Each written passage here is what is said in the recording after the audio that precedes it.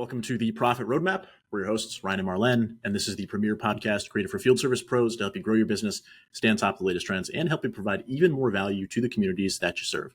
Today, we're super excited to welcome Chris Crew, president of the Blue Collar Success Group, and we're going to be talking about coaching and retention, something that I'm very interested in. So, Chris, welcome to the Profit Roadmap. How are you doing today? I'm doing fantastic, Ryan. How are you guys doing? Oh, doing wonderful. Thanks for joining us. Yeah, thanks Absolutely. for the invite. It's there's an old timer. I'm from a small town in North Georgia, and there was an old timer. Every time I'd say, "It's good to see you," he would say, "It's good to be seen." And I said, finally one day I asked him, I was like, "What do you mean by that?" He said, "Well, when you get to be my age, there's no guarantee every day you wake up that you're going to be seen." Yep, that's a good point. That's a good point. Chris, tell us a little bit about your background and how you started with Blue Collar. Yeah, so I'm an electrician by trade. I got into the industry at 16 years old in the new construction world. I kind of worked my way up through new construction, would eventually go on to own a business, but I owned a paycheck. I didn't really own a business. I didn't understand business at that time. Fast forward, I went to work for a very progressive contractor in 2005, January the 3rd, 2005 to be exact. And that kind of forever changed my trajectory. That company would get bought out by a very large franchisor that afforded me the opportunity to move into corporate America and learn really a lot about the things that I really needed to know for the next part of my career. So at that point, I was what they call the brand president over one of their franchise brands and helping that brand grow. And I just decided to get the itch and go back into owning again now that I, quote, got my business lesson. And so me and my partner got an electrical service business at $3 million, and we grew that for over 5 locations. When I sold that business, we were at a run rate of 30 million residential electrical service only. That business probably will do 75 million electrical service only. And today I get this amazing opportunity to do what I really love, which is to help contractors build and grow their business and achieve their dreams. Nice. Beautiful. Nice. Quite the story. Congratulations on that. Those are some awesome successes. I want to Awesome. make sure those are seen as well. That's super cool. So you mentioned that what you love is sort of the educational side of it. So what drew you to focusing on the service industry? What sort of unique challenges have you noticed that these business owners face compared to other sectors? So let me back up. The service business, when at first initially, as I was introduced into the service business as a service technician, right? I was a service tech out running calls, and I realized how fulfilling it was to knock on the doors of absolute strangers who were in a time of crisis, and I was able to help. And I know it sounds very cliche, but it was almost like I got an opportunity to basically change somebody's life right then and there and give them a new perspective. And, the service industry in the construction world at that time was not really thought of as a professional environment. And so I got exposed to a whole new world of which I had never seen before. So now the reason why I do what I do now is because all of the lessons that I've learned throughout my career, I found them to be very applicable in some variation to other business owners. Right. And so I know the struggles of owning and operated. I know what it's like to, work the long hours and grind it out to be able to go achieve the dream of being an entrepreneur. And so, we look at it today. What is the number one challenge that businesses face? Usually it's a lack of business acumen. They're good at the trade. I'm a good plumber. I'm a good HVAC. I'm a good roofer. But I'm in business, but I didn't get in business on purpose. Like I didn't get that part of the education. Does that make sense? Yeah, absolutely. We see that a lot in some of the other stuff that we do, some of the other products that we have. So absolutely echo that sentiment there. Yeah. Speaking of the challenges that come with being a business owner, kind of falling into the beauty that is being a business owner, what's the biggest misconception that business owners have about employee retention in the trades, other than business acumen and having that entrepreneur mentality once you're in the field? What's the next biggest misconception that you see?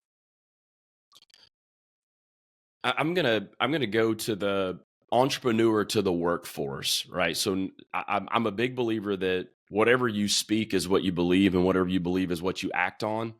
And so when people say things like there's no good people in the industry, there are good people in the industry. You just got to know where they're at.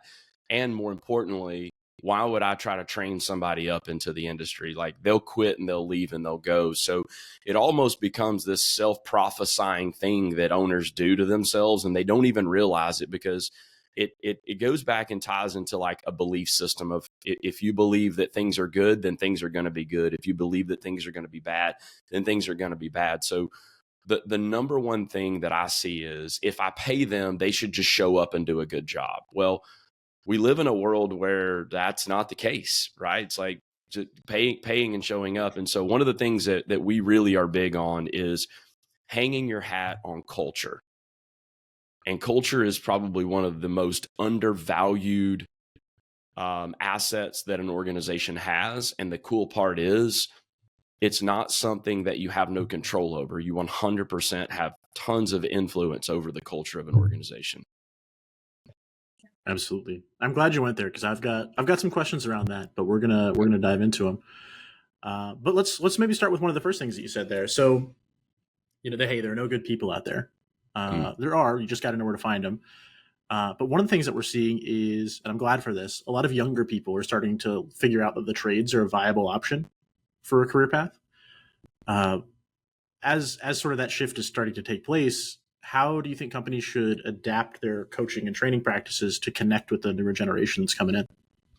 Well, I'm going to start and say that it starts beyond that. It goes back to, who are the young men and young women that are in my marketplace and in my community that I can pour into and give opportunities. So, some of our members do open houses at their businesses for technical schools and high schools to allow, young adults to be able to come in and understand. There's a misconception about what it means to be a plumber. There's a misconception of what it means to be an HVAC tech. It's because they've seen certain generations that did that. And so it was more of a, yeah, I don't want to go do that. And the generation before us as well are our parents that had to work hard and had to do things to get ahead. And they seen a means to an end as, oh, if you really want to go to college. And so there was a massive push toward people going to college. And so that meant the people that would have got into the trades got kind of pushed into college. And what we're seeing now is people that have gone to college went and got their degree in social economics or marketing, and now they work for a service business. And so it's like trying to catch them early. And yes, the college component is good, but not all of it applies over into the real world. So one of the things I encourage owners to do today is get the workforce before the workforce leaves, which is high school, right? Get involved at your local high school. I actually sat on the board at one of our local technical college to help create the curriculum and refine the curriculum, because they were like, what do we need to teach these young ladies and young men when they're coming out? What do they need to know how to do when they get out? And that goes back to really creating a partnership, right? And a lot of times what happens is people are going to want to get into the high school, but they're going to want to go in and go, hey, can I recruit your people? Well, that's not really the best methodology. And I'm going to say this, your give has to be greater than your ask. So when you're working with high schools and technical schools, you got to be willing to outgive your ask of them. And it's crazy. Like even in my business, they would bring those young men and young women that were in class, they would take field trips to my office. And so the byproduct of that is what? Now I'm getting a competitive advantage. And so I would say for those that, when there's no good people or whatever, you got to get them early, right? Yeah. There's going to be other avenues that people are going to come in, but try to make it appealing early on. Yeah. Let me, Go ahead, Marlon. I was going to ask Chris, let me ask you this. What advice would you give to those business owners and entrepreneurs that are of the mentality of not wanting to invest in the younger people who are going into the field service because they have the mentality that they're young, they're going to enter my company, I'm going to train them, I'm going to invest in them, and then they're going to leave, right? We talked about that a little bit earlier. And we've seen and heard a little bit of some business owners, especially the ones who are a little bit on the smaller side, say like, you know what, let me just hire the ones who are already experts, quote unquote, or the ones who are already experienced, so that my cost is less and the retention may be higher because they're more settled into their career. What would you tell those business owners who, I don't want to say discriminate, but are not as willing to be open to the younger generation going into field services? Well, number one, you can't get mad about the results you get from the hard work you're not willing to do. And I don't know how else to say it. I mean, owning a business is not a job. Owning a business is growing. It requires those that, the old saying. I've heard people say this before. Like, what if we train them and they leave? And I'm like, well, what if you don't train them and they stay? Like, that's the dumbest thing I've ever Exactly. heard of, right? Like, now I got untrained, unskilled people, and I'm running around pulling my hair out trying to understand. I don't understand. Why will they just not do? And it's like this conundrum. If you're eating exactly the plate that you built, right? You knew what you were getting. When you get a seasoned person, they come with habits, and you got to untrain those habits or retrain habits. In addition to that, I'm going to say the younger workforce, you have a massive opportunity because they've not been in the workplace. You get to kind of start to shape and mold them how you really want things to be. And I'm going to say this, they're not lazy. They're not lazy at all. They just want things the way that they want. And I hear people say things like they have a device built into their hand everywhere they go. And I'm like, that's not their fault. That was the generation that raised them. That's how they got raised. And so what you've got to do now is understand how to make that be a part of the normal work environment. Right. So why softwares today are on tablets now? How do try to, imagine I got a, 50, 60-year-old technician who's always been on paper and now when my company, we went paperless. I've lived that. Yeah. This is no joke. The younger generation did not embrace it. No way. It That's was crazy. It's crazy. Interesting. They did not embrace it, but they liked the old school writing of paper. And I think what it goes back to is change. Yeah. It's change management, right? Understanding the influencers of change and what promotes change to be a good thing. And so for me, in my business, on day one, when I interviewed you, I let you know that change was inevitable at this company. So I would say to you, if you're the kind of person that you don't like things to change, I'm going to let you know right now, this is not the place for you, because we're always going to be changing and evolving. We're always going to be looking at better ways of delivering service, softwares, workflows. Like, we're going to change. I'm not going to change for the sake of changing. I'm going to change because it makes sense. Yeah. I think that's a powerful thing, right? Like, if you set up that expectation, instead of just one day coming out, pulling the rug in and saying, paper's gone, we're going to use this new software. That's going to be, you're going to hit a wall there for sure. But setting that expectation ahead of time, being like, hey man, we talked about this. I feel like that probably goes a long way in helping you make sure that that is as smooth a transition as possible. I am surprised though, when you said the younger generation wasn't so ready to embrace it. I did some software implementation for field services, and it was usually the opposite, right? Where it was like the younger guys are like, finally, thank you. And then the old timers who've been doing this forever are just like, I'm just trying to ride this out to retirement. Yeah. But absolutely. That's a fun little bit of information there. Now that doesn't mean that some of the older generations didn't struggle, but they embraced it, right? And once again, it goes back to, if you work for my company, you're just going to have to embrace change. And, some of the younger generation they were not all about a bunch of change, right? No matter if it was going to tablets or changing software. I mean, it could be as simple as I changed out the fleet card of what they get fuel on. It would just blow their mind. Why are we changing fleet cards? I don't understand. Why do I got to change this process? So, people they like predictability. Human beings love predictability. And it's like, it wasn't like I constantly did it just to keep it unpredictable, but it was like, I was letting them know this is an unpredictable environment if you come to work here, right? I'm not gonna one day all of a sudden, decide that we're not gonna do electrical, we're gonna do plumbing. Like, I'm not going that drastic, but like we're always gonna be evolving and learning about ourselves. You're definitely doing them a favor in some regards, because change happens not only in the workforce, it happens everywhere. The only constant thing, again, going back to the clichéness, the only constant thing we have is change. Nothing's ever going to stay the same. So I think going back to the training and investing in your employees, whether they're seasoned or brand new to the field service industry, you're training them. I think beyond a professional level too, which I think goes back to the coaching that you do, which speaks volumes to, I think, Yeah. your business and the coaching that you do as well. Yeah, and a little bit different too. I was just having this conversation with just one of our business owners. Is like, if when you dig deep, and I'm not going to get all philosophical and like spiritual on you guys, But but you can, but you but can.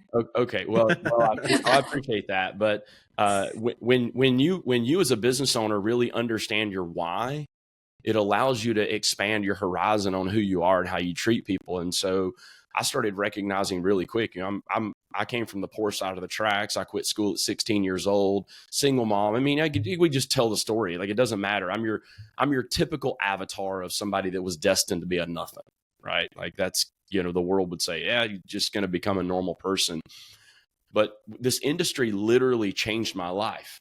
And because this industry changed my life, it gave me purpose. It provided for my family. And like, I've learned to this, I can't outgive this industry. And so I decided that what this industry did for me, when I bring people on and I hire them, I want them to see that opportunity exists for them as well. And so we'd have people that would come to work for us that their whole lives would just radically change from a financial standpoint, because we didn't just focus on making more money. We focused on helping them become a better human being. And when you can help somebody become a better human being and talk about giving back to the industry, it just continues to give back tenfold when you look at that. So now that person that you hire, that you poured into, and you change their life, they go start a business, become your competitor. I could immediately go into a mindset of scarcity. I don't want people starting like they're but the question is, overall, is the industry getting better? Yes or no? Yes. Okay. Well, then if your why is much bigger than you, then the atmosphere that you live in becomes much more freeing and liberating. It's not the four walls of your office. It's much bigger than that. I mean, we have clients that are, I could just tell you just story after story after story, because their business exists to change the people around them in the community, not just inside the four walls. Yeah, and that's something that you have to almost bake into your culture. Mm-hmm. So let's talk about that a little bit. So company culture, when it comes to building that culture, where do you start? Some companies will say, "Oh, my business doesn't have a culture." I don't necessarily believe that a business doesn't have a culture. It has one. You might not know it's there. You might not like it, but it has one. But how do you go about fostering the culture that you want to see in your own business? Well, I think it starts with this, and it's funny that you guys bring this up, right? My business doesn't have a culture. It does. It's either by design or by default. And what I mean by that is, if it's by design, there's things that you do intentionally to generate the culture. There's things that you don't do that generate the culture. There's things that you say that create the culture. There's things you don't say that create culture. And so the very first thing that I tell people all the time is, number one, is this the kind of company? Because I believe in this, by the way. If you have good culture, you don't have to be the top paying company in town. Let me repeat that. You do not have to be the highest paying company in town if your culture is really good. On the flip side of that, at some point, if your culture sucks, it's so bad, it's so toxic, you can't outpay it. No matter how good you pay people, they're only going to come and stay for a little while and realize this place sucks to work, and then they move on, right? So what are things that I can do? Number one is have some awareness. So we have a tool here at the Blue Collar Success Group that we allow our members. It's a culture survey. We explain exactly how to do it, and it identifies areas of the business from the team member's perspective of things that would make it a better work environment. And it starts with that. Number one, setting intention, right? You've got to set an intention that I want to change my culture. Then you've got to ask the question, why? Why do I want to change my culture? What is it about my culture I don't like? Example, I feel like everybody here feels just so entitled. Well, let's go back and look. What have we done to create that environment to make people feel entitled? Is it the way that we pay? Is it the way that we train? Is it the way that we recruit? Is it the way that we hire? Like, because you're going to attract the thing that your culture is. So if you've got people in your organization that you're like, you've attracted them, right? Because your culture either repels or attracts. So when you look at your team today, ask yourself the question, do I have the right people? Because the people are the heartbeat of the culture. That's where it is. Like, it's just that there is no science to it. You can go to school and learn all you want about culture, but it 100% is driven by the people in the environment, right? This is a people business. And because of that, this is the challenge, right? Every time you hire a new person, what you did is you added a new dynamic to the culture.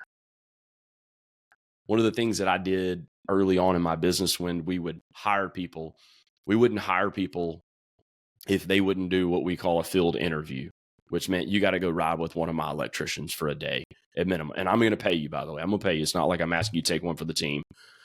And I just asked the person that I put them with, and the person that they ride with was somebody that you might, for lack of words, you might call them like a company person, right? They're all pro company. But really what that meant for me was, this is my ideal avatar of who I want to hire. They're the exemplary. They showcase our core values. They follow our processes. They've got a good mindset. And so I would put that person with them, and I asked them 3 distinct questions at the end of the ride along. The person that worked for me already, number 1, how was their technical skill set? And all I asked was yes or no. Yes. Okay. How was their communication skill set inside the home? Yes or no? Yes. Culture fit? Yes or no? And if they said no, I don't care how good they were in the home, you can't work here. That's how important culture is to an organization. Chris, so you gave some great ideas and tactics on how to build a good culture and how to foster a good culture.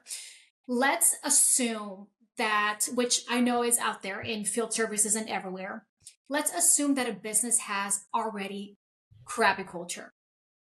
Everyone is set in their ways, whether new or bad. And then you have the new employees coming into the company, and no matter how happy and fresh and plastic they are, meaning that you can mold them, you already have a bad company. So those techniques you shared are great to foster a good culture.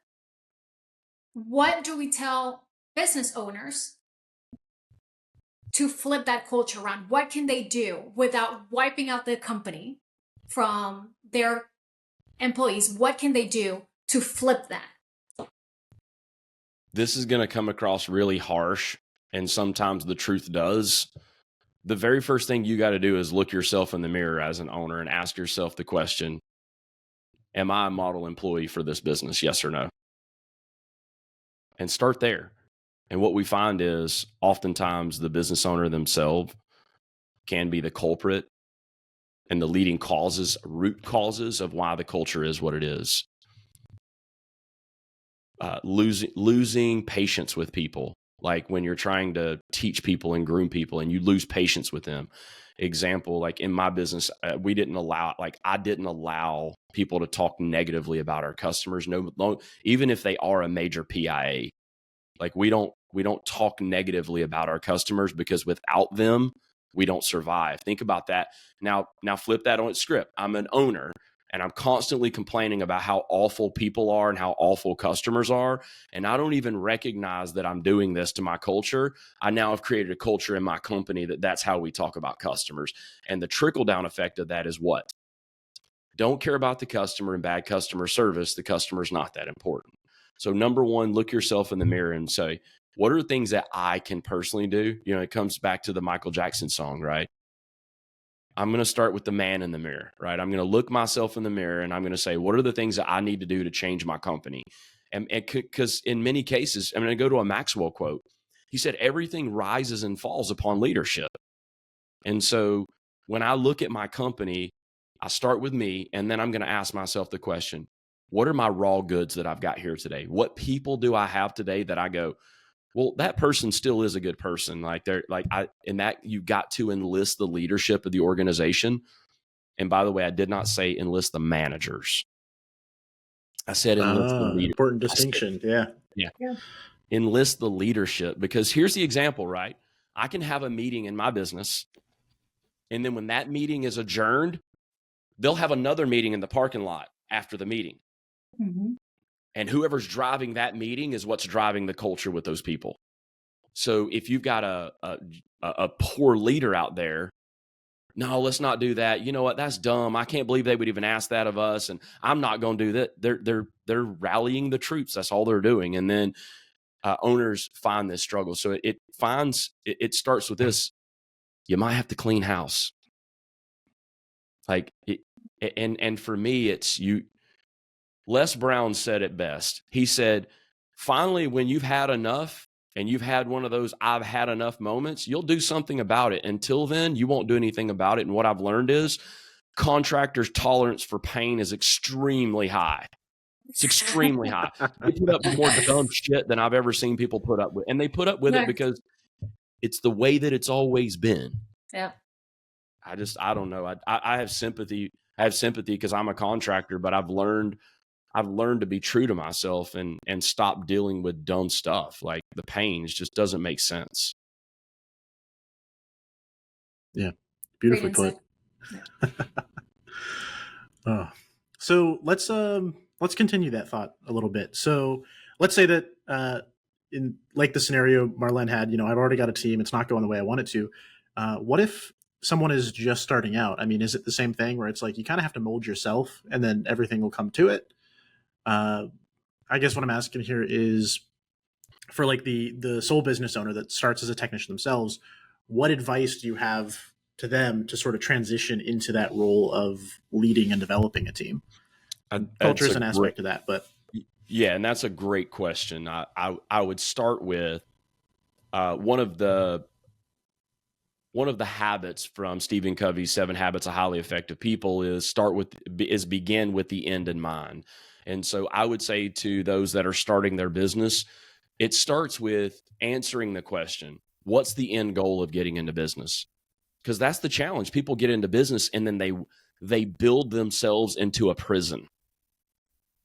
Let me repeat that. They start their business and then they build themselves into a prison known as the job and the business that they own.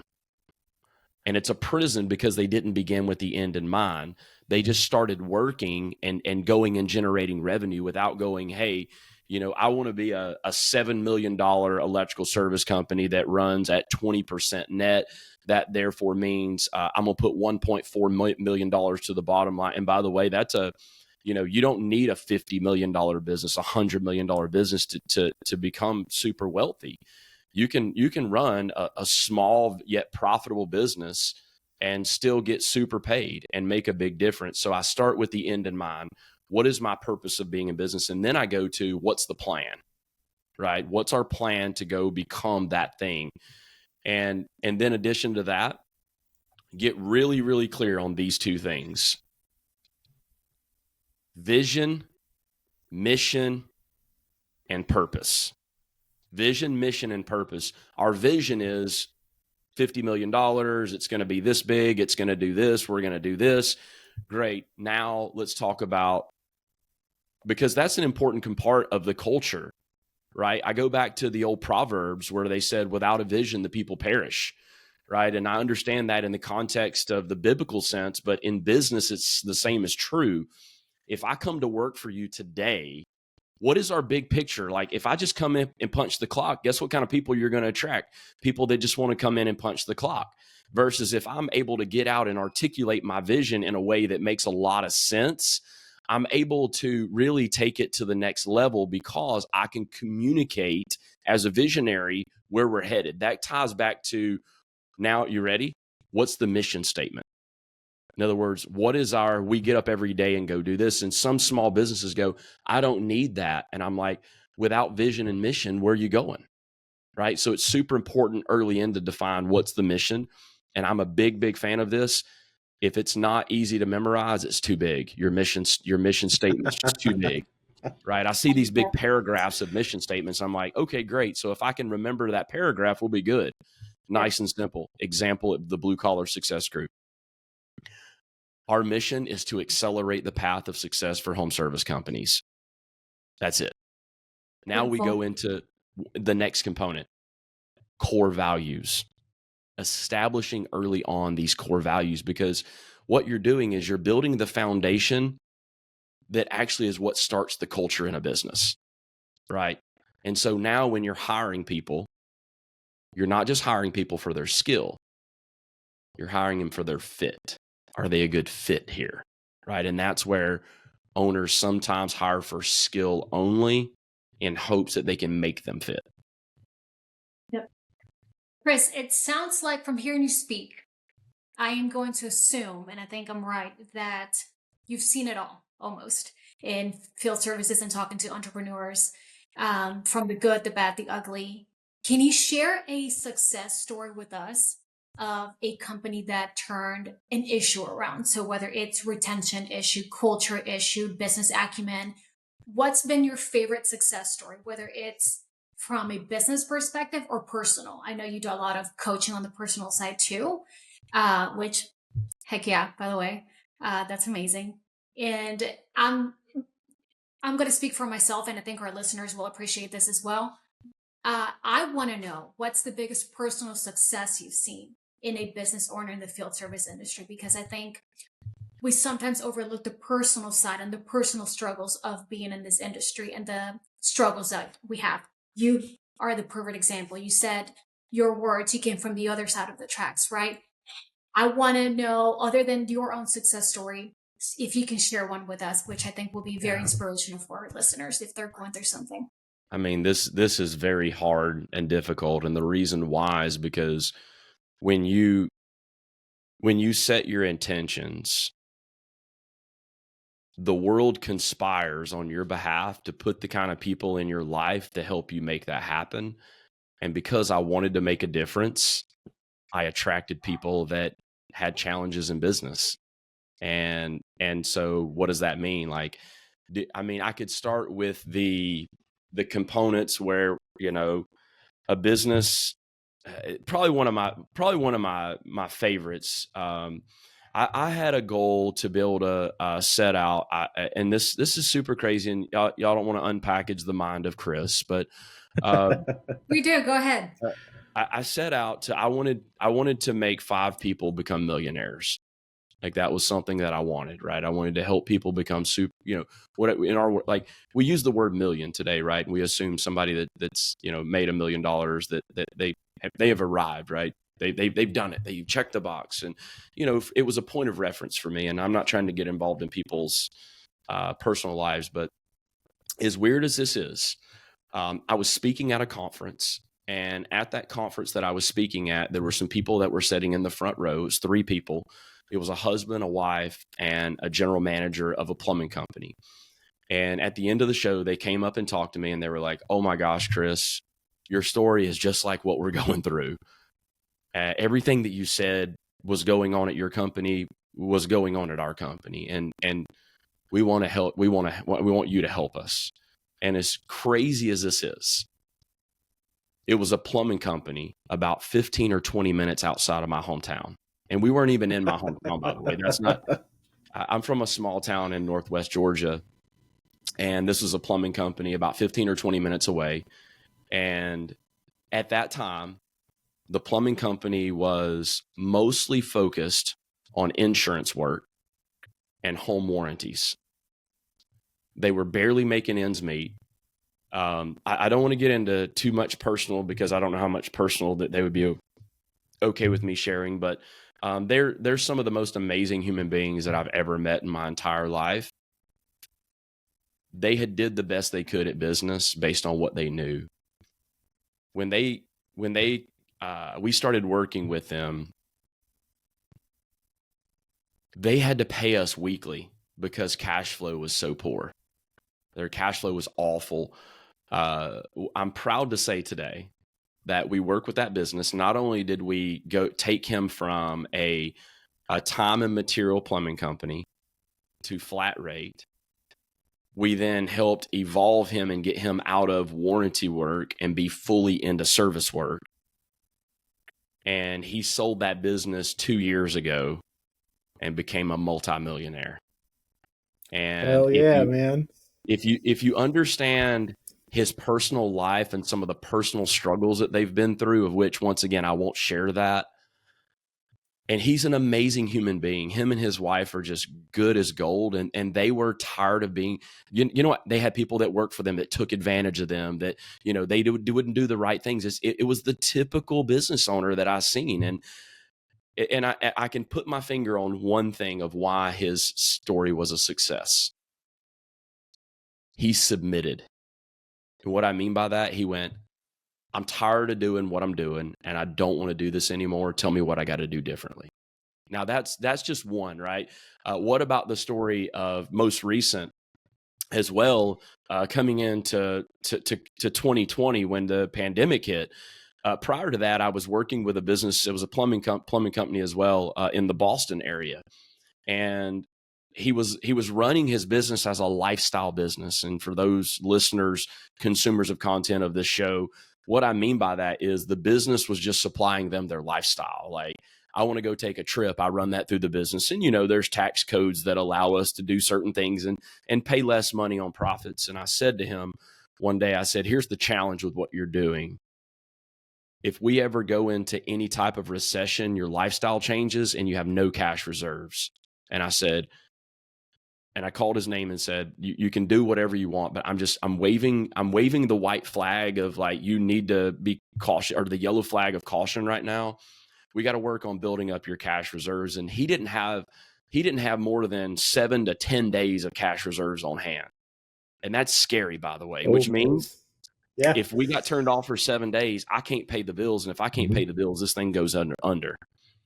I'm happy to say, and I said to him, you got to run this business like you plan on selling it, because when you do different decisions. Whether you sell it or not doesn't matter. I was like, so let's focus on getting you 30 days cash on hand, 60 days cash on hand, 90 days cash on hand. I was like, that'll give you a good cushion of 3 months of being able to pay expenses with no revenue coming in. I'm proud to say, during February and March of 2020, he called me up and was like, I feel like you had a crystal ball. And I was like, Tim, I didn't have a crystal ball. What I had was a good business understanding that there's going to be good times and there's going to be bad times, and run your business like wildfire during the good times so that during the bad times you can continue to operate. I could continue to go on story after story, but I think, let me go back to the plumber, and this goes a little personal. His son is a quadriplegic. He sent me a picture. They were able to buy for their son a fully equipped handicap vehicle for them to transport their son to and from their office. And it's a heartwarming story. And you want to know why I get up and do what I do every day? That's the reason why. Like, when we're able to make a difference in people's lives. I don't want to get all mushy on you guys, but yeah, I mean, it's fun. Growing businesses and numbers and sales and marketing and all that stuff's fun. It's great. But like, at the end of the day, when you find purpose in your role, it just changes everything. Yeah. Well, you should be proud of yourself. Those are hell of stories. Thank you on a personal level for switching the tone there, because the waterworks were about to start on my end. But thank you so much for with having a son and all that. Yeah, that's impressive work. And I know that it goes beyond professional for them and for yourself too. So thank you for sharing those. Awesome. Absolutely. Yeah, that's killer stuff, man. All right. So last question I'm going to ask you here is I want to talk a little bit about retention and coaching. So in field services, a lot of times there's it's pretty heavy seasonality, whether you're in mechanical contracting, HVAC, stuff like that, or even like we have a lot of lawn care listeners as well, which is quite literally seasonal. When it comes to sitting down and actually like doing the training work with your staff, how do you take advantage of that seasonality? Like you said, you run your business like crazy in the wildfire, where that seasonality is, in the wintertime, for like a lot of HVAC plumbing, like work kind of slows down. Lawn care, same thing. So I'd be curious what you have to say on sort of that front. This is not going to be a popular thing that I say, but I'll still stand on the hill. Let's hear it. I'll die on the hill as well. Like, I believe in it that much. Most people fill time during slow times and think that's the best time to train. I don't disagree with it's a good time to train, but it's not the best time to train, The reason why is because when you're busy, that's when you need to be increasing performance. And the only way to increase performance is through training. So example, I train 12 months out of the year. I don't just train in slow season. People think that's what you do when you're slow. The challenge is everything you trained in the slow season, they don't get to go out and practice. So retention is not as high. Retention is higher when practice is coupled with the training. So when I'm saying, when am I going to train? All year long. And I'm just going to give you guys this example. And you once again, you sparked a passion within me when I hear this. This is what we do at the Blue Collar Success Group when we talk about coaching and training. And we see things like only training in slow times, not training in busy times. The challenge with that is that example, and I just want to kind of set the tone. One day we're busier than we thought, and we had training scheduled. Any time of the year, doesn't matter when it is. And the team comes in and I say to them, hey team, we're extremely busy today. So today we're not going to have training. What you should have said was, hey guys, training is really not that important. It's just something we do to occupy your time. Because training is something you commit to doing, right? Football teams don't just train in the spring season. They train like after they, play, whether you're a college football fan or an NFL, like if the game's on Saturday, they start training again the following week to play the next opponent, right? You don't say, hey, we went through spring training, we're ready to play football. Well, the same is true when it comes into busy season. You've got to make sure that you plan for those times of training. Now, what would I do during slow season? I would do things different as it relates to training. I would more focus on operational things of things that I can duplicate and replicate in my business, whether it might be, I've noticed that we're not doing XYZ in our software very effectively. Well, then I create a situational environment where I can train that because I can do an iPad. I can work with my hands. I can learn to increase skill because once again, practice when coupled with that, retention goes up. And so when you look to your business, training is an investment. It is not a box that you check. The purpose of training is to increase skill. Where we see people undervalue training is they're not good at training. We hear things like, my team doesn't want to go to training. And I'm like, what? Your team doesn't want to go to training? Why? Well, they just don't want to be trained. And I'm like, that's the dumbest thing I've ever heard. I don't want to learn anything in my life. I don't want you to teach me anything, because that's what you're saying by saying I don't want to. What we've learned is it's either your delivery of training, your style of training, or potentially the person that's delivering it, period. So if you suck as a trainer, and I don't mean this in an ugly way, that might be why people don't like your trainings, because you suck at training, right? Like people want to be able to be engaged. They want to understand. They want to. And don't just go, oh, I'm a good trainer, right? Are you really? Like, what are you doing as an organization to level yourself up to be a good facilitator, to understand what it takes to be a good trainer? Being a good electrician, being a good plumber, being a good lawn service, pest control, paint, it doesn't matter. That doesn't equate to transferring knowledge to someone else.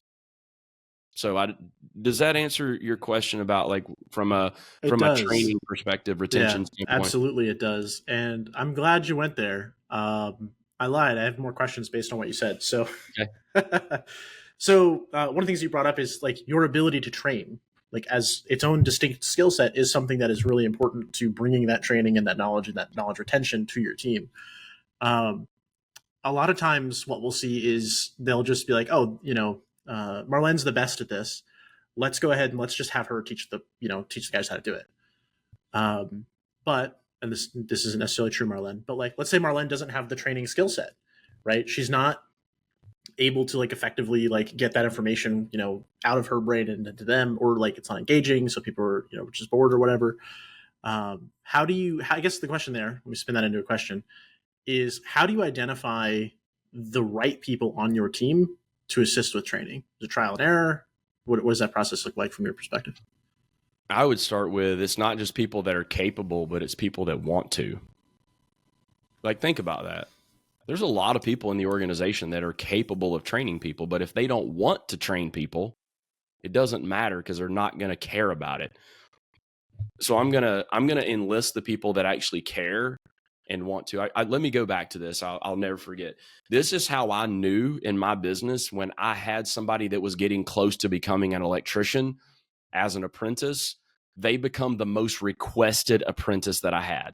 Hey, can Paul go with me today? Hey, can Joey go with me today? Can Doug go with me today? Can Susie go with me today? Like, you didn't hear that all the time. You would hear one or two names. And what that meant was that person is taking the initiative. So I think it's important that you also understand that training is like planting seeds, and you've got to plant it in fertile ground. So do I have the people today that want to learn? Number one. Number two, do I have anybody on the team that I could leverage to facilitate?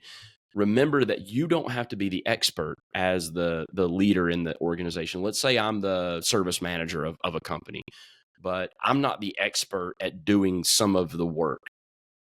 But let's say, Marlene, you are the expert. Then I, as the trainer, enlist Marlene to teach and train, but I'm the one that's guiding, right? So you've got to ask yourself the question, am I the right person to be doing this? Yes or no? And finding people that are passionate about it, who understand it. And at the end of the day, they got to care. And if they don't care, it doesn't matter. Like, I can just vomit information all over you and you're not going to, like, it doesn't set well. I've got to be able to connect with you. I think you brought up a good point. You don't have to be the expert at everything just because you're the business owner. I think we've heard time and time again that the most successful person, it's not necessarily smarter than you. They just have better work ethic, better habits, a better vision. They start with the vision and with the end result in mind, all of that good stuff. So I think that ties back to what you just said, that grab the person who has that knowledge and who is a good teacher and can put that out there for the rest of your team. So, Chris, any final thoughts? I know you shared amazing success stories with us, personal and professional, that you've seen in the Blue Collar Success Group. So, any final thoughts? Anything that you want to share with our listeners to jumpstart their 2025? You can have anything in life that you want, and you can accomplish anything in life you want to accomplish if you understand the right questions to ask. And so, example, why can't my business grow like XYZ in my market? That's not a good question to ask. What is it that XYZ's done in this market to really become a front runner? What are the things that I'm lacking that are not those things, right? So quality questions lead to quality results. And for all the knowledge seekers out there, I'm going to continue to ask you to do this. The best advice. People say that knowledge is power. We've heard this said. And I'm not disagreeing with it, but it's only a half truth. Because knowledge is just to have a clear conception of a fact or a truth. I can know it all day long. Wisdom is the application of knowledge. And the best advice I'd give for those consuming this show is make sure that the knowledge that you're getting is correct, and then use wisdom by applying the knowledge to help you go get what it is you want. Beautiful. Awesome. Thank you for that. Yeah. What a note to end on, Chris. Oh, killer. I love that. So if anybody wants to learn more about the Blue Collar Success Group, what's the best place to find you guys? You can check out social media. We're in all the social media channels: YouTube, Facebook, Instagram, X, all of TikTok. All of our social media is out there. If you want to maybe learn a little bit more about who we are and what we do, we have tons of content out there on our social media for consumption of your listeners. They're more than welcome to follow, just tons of information we just constantly drop. But you can find information about the Blue Collar Success Group at our website at thebluecollarsuccessgroup.com. Beautiful. Awesome. I will make sure we get all those socials and stuff linked in the description or down in the show notes. So make sure you check them out. Chris, you guys do some awesome work over there, but thank you so much for coming on the Profit Roadmap. Awesome. Thank you, Thanks, Ryan. Chris. Thanks, Marlene. I appreciate the Bye. invite today. Of course.